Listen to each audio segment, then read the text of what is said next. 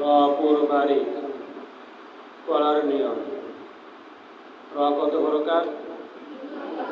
আওয়াজ দিয়ে পড়ার, আওয়াজ দিয়ে। র কত প্রকার? প্রথম প্রকার কি?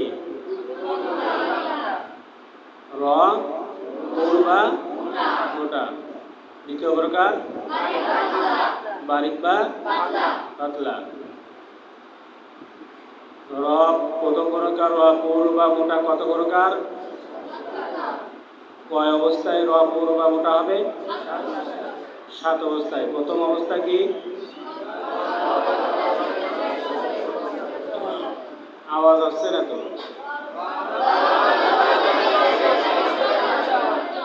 আরো আওয়াজ হবে। রর উপরে জবর বা পেশ হইলে, রর উপরে জবর বা পেশ হলে র কি বলতে হয়?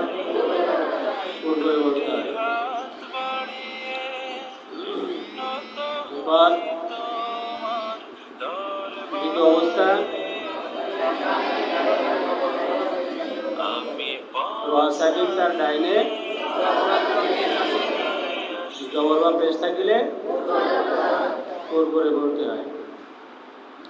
3 নম্বর র সাকিব তার পূর্বের হরফে আরজি জের থাকিলে, র সাকিব তার পূর্বের হরফে আরজি জের হলে মোটা করে বলতে হয়। আরজি জের আমরা বুঝতে পারিনি।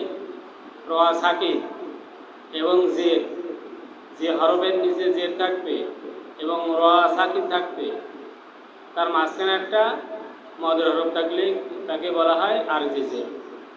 র সাকিন এবং জেরের মাঝখানে, র সাকিন এবং জেরের মাঝখানে যদি মদের হরফ 3টা, কয়টা?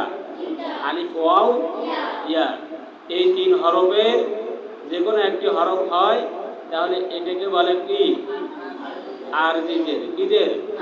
আরজি জের। যেমন মানির তাদ, মানির তাদ, এই নির তাদ, এই যে নুনের নিচে জের আছে, নুনের নিচে কি? জের, তার পরে খালি আলিফ, এরপরে দেয় র সাকিব, এরপরে দেয় কি? র সাকিব। তাহলে র সাকিন আর জেরের মাঝখানে কি আছে? মদের হরফ আছে, খালি আলিফ। কি আছে? মদের হরফ খালি আলিফ। এই খালি আলিফ মাঝখানে থাকলে তাকে বলা হয় কি? আরজি জের। কি বলা হয়? আরজি জের। র সাকিন তার ডাইনে যদি মদের হরফ থাকে এবং মদের হরফের পরে কি? জের থাকে, তাহলে তাকে কি বলা হয়? আরজি জের। এটা কি আমরা বুঝতে পারছি? এ একটা নুন, এই সাইডে কি? নুন হরফ, নুনের নিচে জের, নুনের নিচে কি? জের।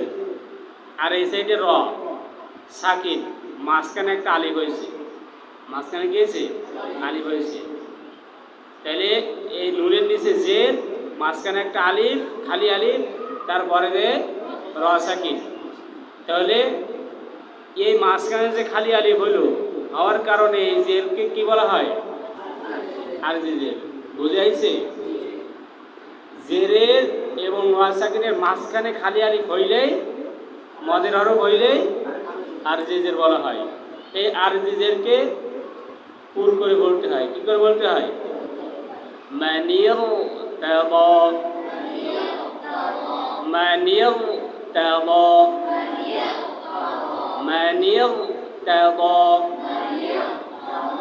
ইনির তাবতুম,